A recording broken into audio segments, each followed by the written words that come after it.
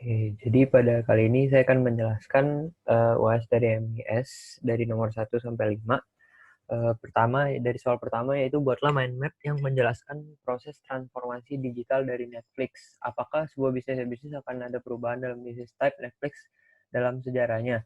Menurut saya, setelah saya baca dari sumber yang di atas dan berbagai majalah maupun internet, eh, Netflix itu pada awalnya itu merupakan halaman web yang diluncurkan pada tahun 98. Jadi mereka itu cuma punya 30 karyawan yang bisa dan 925 film yang mereka sewakan kepada usernya.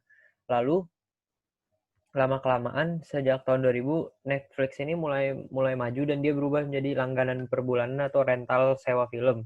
Dan tahun 2005 mereka memperkenalkan model bisnis yang terkenal dan sampai sekarang yaitu biaya flat tanpa batas, biaya keterlambatan maupun biaya pengiriman eh, kasetnya.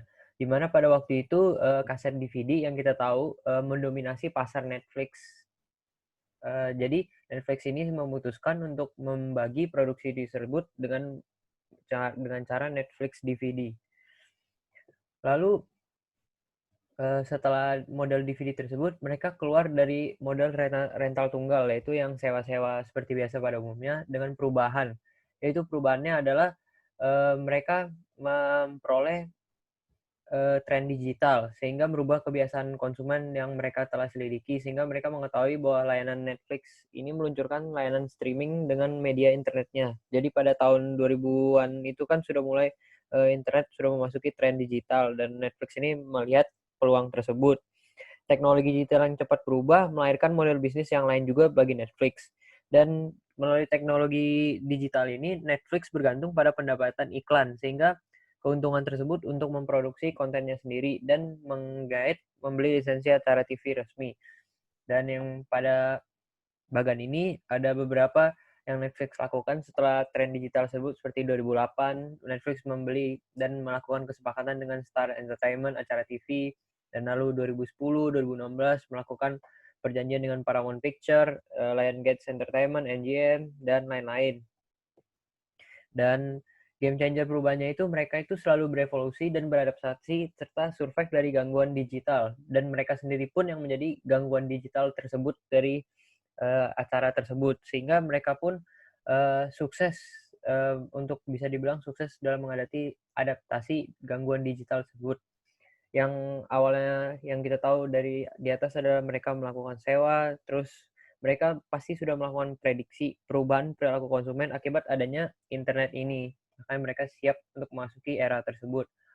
Dan menurut saya Netflix mau masuk kategori bisnis konsumer B2C adalah model penjualan antara pelaku bisnis dengan konsumen yang mereka lakukan pada tahun sebelumnya adalah memberikan jasa rental DVD lalu terjadi proses transformasi digital di mana mereka memanfaatkan jaringan internet melalui hasil streamingan yang dapat diakses oleh konsumen yang telah melakukan pembelian paket bulan, hari, tahun dengan strategi marketing yang menguasai di dunia digital tersebut merilis acara TV yang sangat diminati konsumen pada tahun tersebut.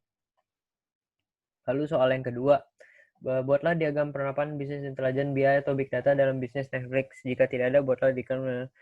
Menurut saya dari sumber yang sudah saya carikan berdasarkan worldwide streaming subs, Netflix itu setiap tahunnya mengalami penaikan subscribernya yang pada tahun 2012 itu cuma sekitar 20 miliaran, 20 juta jiwa.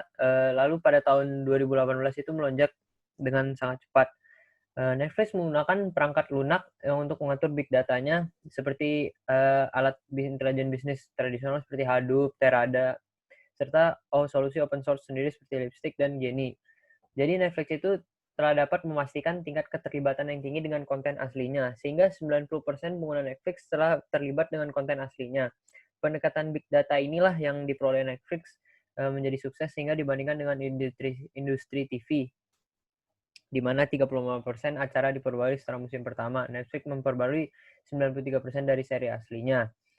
Lalu pada tahun 2016 melalui keputusan kontroversial di mana Netflix memutuskan menghentikan VPN pada tahun yang sama Netflix dengan beberapa subscribernya.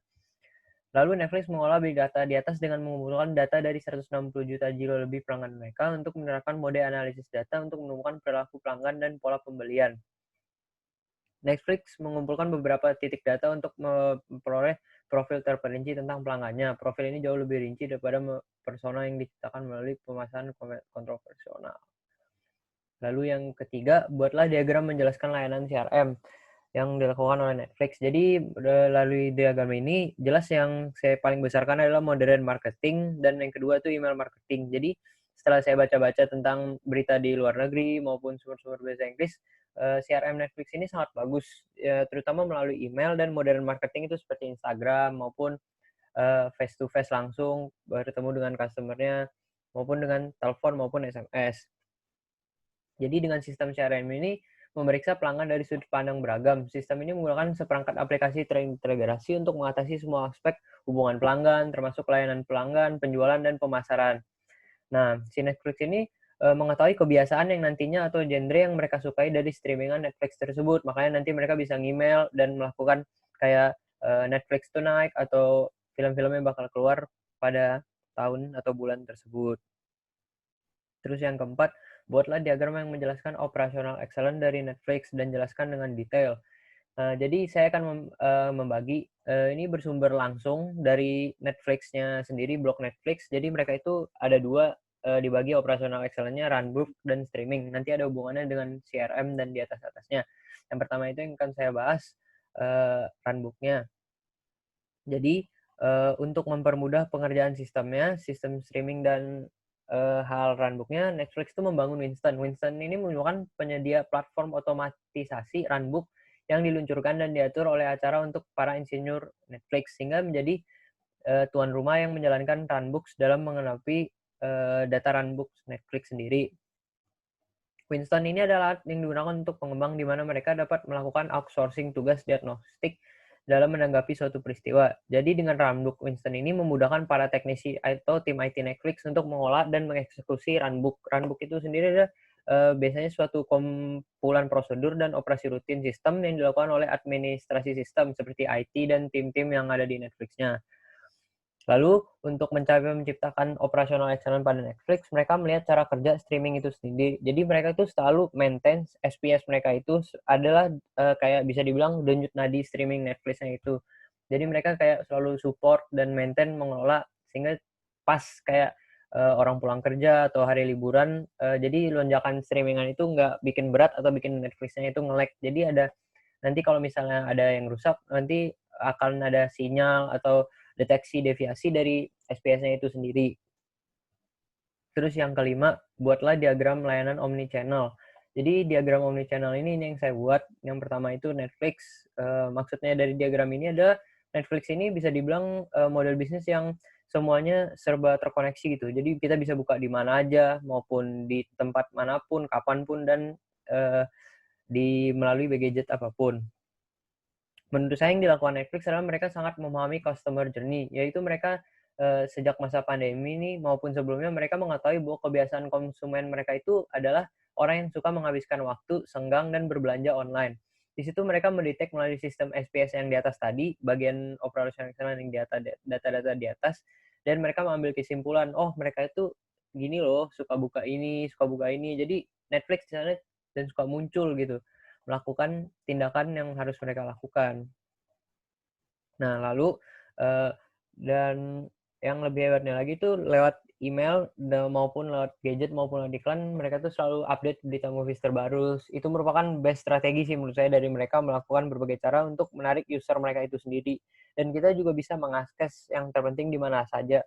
Saya ambil contoh kita melakukan streaming nih, misalnya di laptop, komputer. Lalu siang harinya kita pergi ke kantor dan kita masih bisa melanjutkannya itu ya melalui handphone kita maupun komputer yang ada di kantor tersebut. Itu yang dilakukan Netflix, yaitu stay connect with their user, sehingga user mereka merasa bahwa dengan membayar mereka mendapatkan achieve yang berbeda gitu dari streamingan yang lain. Dan mereka tuh nggak ada iklan, maksudnya kayak nggak ada nge-lag dan lain-lain. Dan melalui CRM yang di atas tadi, secara tidak langsung menanamkan interaksi pelanggan dengan kepribadian dan empati.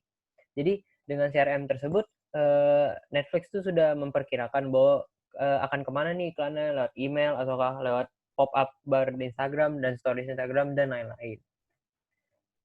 Segitu aja sih, terima kasih.